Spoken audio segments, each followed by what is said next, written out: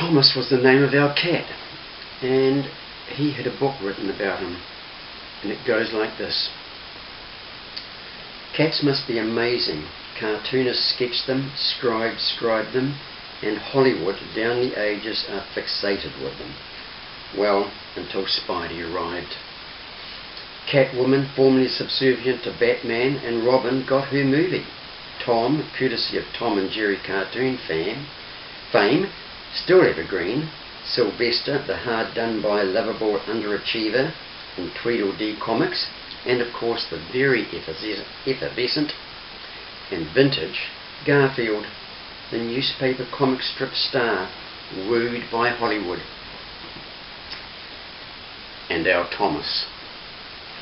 The comparison is outrageous. He is way out of their league. However, our plain moggy with stars in his eyes aspires to many great things, but alas, fails. Yet it never occurred that characterising him in letters to his former owner would lead to stories. It was only idle fun.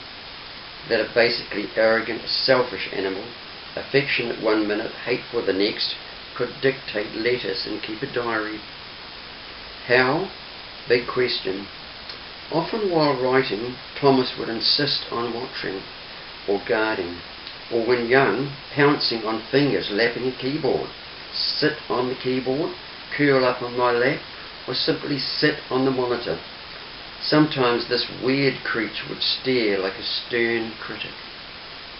Worse than any editor, menacingly studying the letters on screen, clearly wanting to kill the tiny things scrolling across the screen, then tap my fingers as they dance clumsily over the keyboard, as they do. To Thomas, tapping fingers were prey. Sometimes he would attack the printer or fax machine as they spat paper. Scary, dangerous things, which in the mind of Thomas needed killing. Then months later, a rude awakening. I read a newspaper columnist's attempt at writing about a cat's thoughts on some political issues. This is important. It was awful, like really, really bad.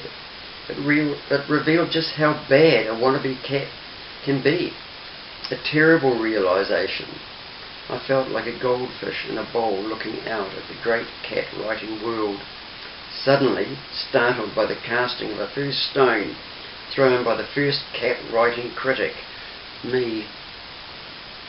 Shamefaced, all further attempts at cat story writing stopped, but the bug returned. Addiction, insidiously, irrevocably still there. It was too much fun, too hard to stop, and so this pathetically shamefaced wannabe cat scribe, this hacker of cat stories, crawled away. Like a child caught raiding the neighbour's fruit trees off to a hiding place, furtively glancing off to where the indulgence of the fetish could continue, in secret, alone.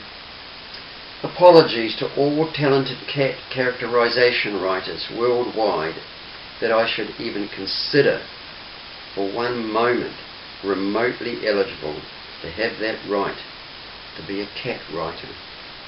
You who are good at it have my eternal and humble admiration, and so here is a feeble attempt to enter those great halls of cat scribes via the cat door in the basement out the back. Here are the Thomas files, taken from true life events and the diary of the life of the cat they call Thomas. Straying for the first time beyond the hidden zone, let the stories begin. Names changed to protect the... doesn't matter. St. John's College. Some years ago we moved to St. John's College into a college apartment with plumbing which rattled whenever it used to. Whenever used, like all the time. But it was where we wanted to live out of all the considerable number of college accommodation available after we were interviewed for a house. Told there was no guarantee we would get one after all, it was free. Yes, Uncle St. John's College provided free accommodation to its students, spouses and family. And the cat with special permission. We anxiously awaited for a month before getting the nod, the good news that we would be allocated one of the older apartments on the campus grounds itself. Good news because if we had to live in Auckland, which we did, living in the posh suburb of Meadowbank, was in itself pretty good. But living on the hallowed grounds of St. John's College, sort of community-like, seemed cool. The apartments were in 3 blocks of 2. Ours overlooked part of the Waitemata Harbour and the spinning top-shaped, well, it's 1950s spinning tops did.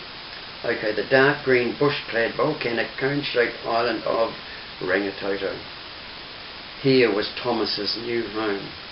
St. John's College is steeped in theology and history. It oozes deep cultural, spiritual and historic significance. A place of deep, meaningful literacy like Macquarrie on Jesus Christ.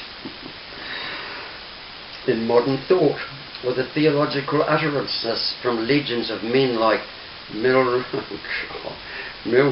on faith-seeking, where theologians liberally quote excerpts of formidable texts such as the Reinvention of Work from the once banned theologians like Mathew Fox.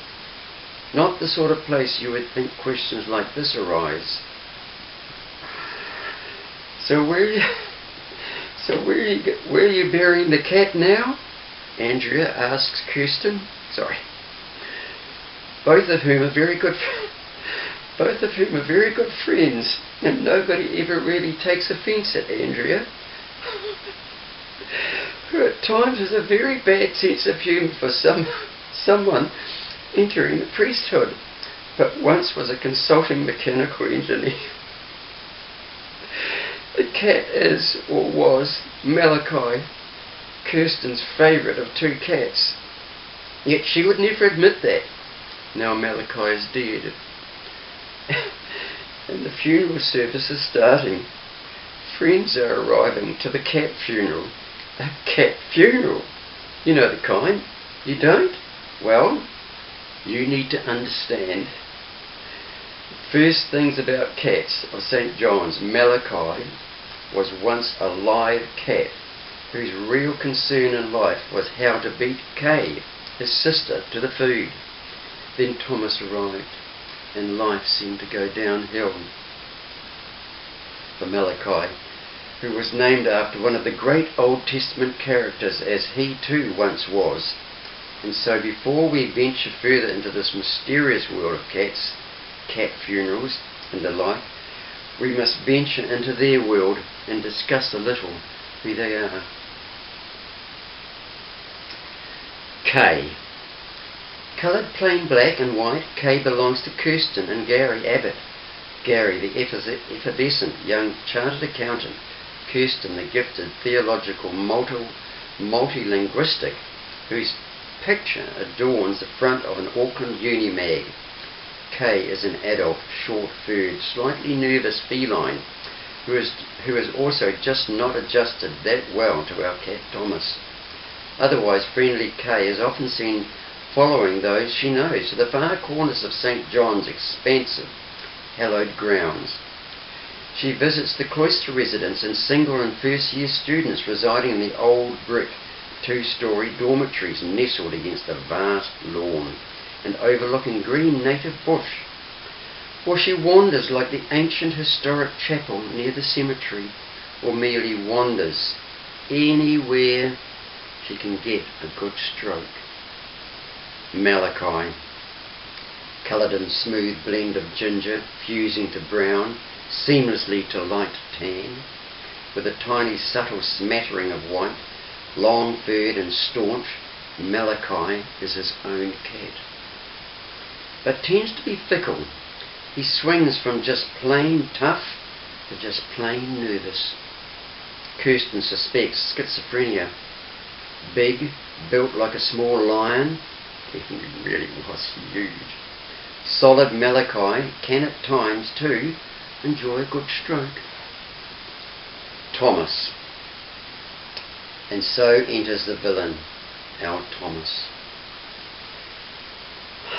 Also known as Thomas the Cat, sometimes called the cat known formerly as Thomas, when Annie wanted to change his name. Well, what can be said? Being only a year old, it seems not to be growing into a large cat. Actually, he's a runt. A cute runt, mind. His blend of predominant ginger with strategically placed white markings seem to endear him to all. His small face and ears often attract such elegant gems as, "Oh, he is so cute," or the evergreen, "He is very cute," or, very lately, "Puss in Boots." Unfortunately, this is not matched by his character, which is not so much as vicious or aggressive, but socially challenging, unless he decides otherwise, whereas Kay is prepared to be friendly almost anywhere, anytime. Thomas's dominant philosophy is, dogs have masters, cats have staff. He is best known to be nice. He has been known to be nice, but reserves the right to hate.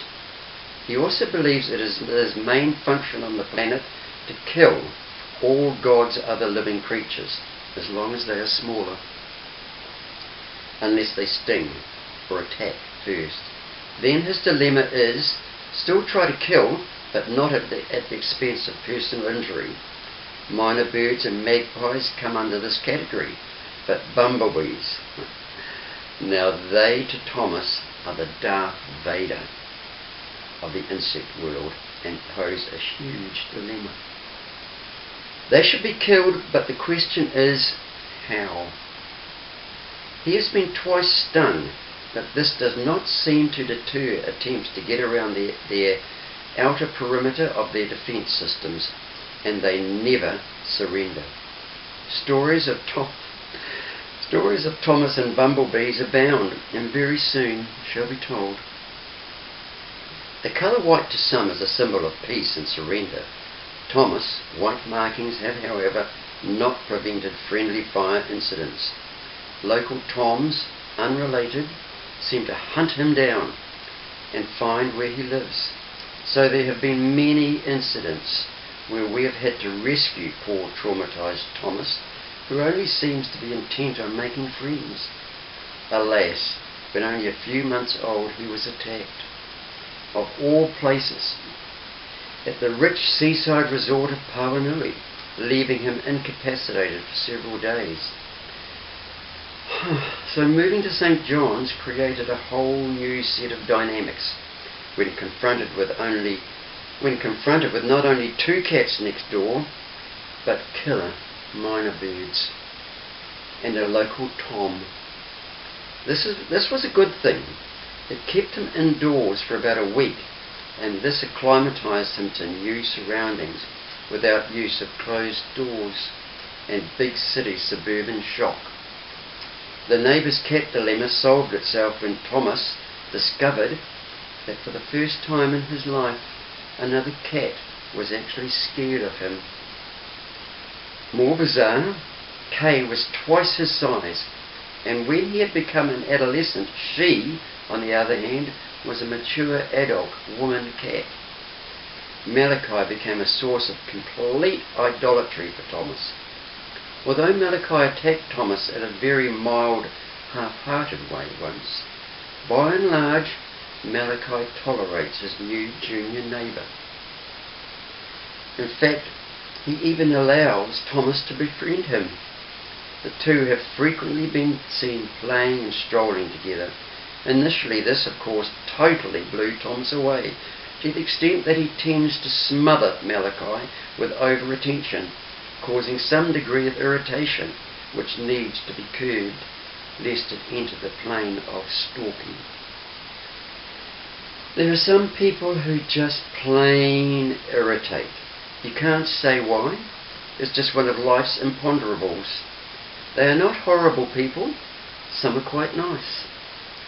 They just irritate. Not to all people. It's a personality thing. Unfortunately, although Malachi is the closest cat friend Thomas has at present, nevertheless, Thomas irritates Malachi.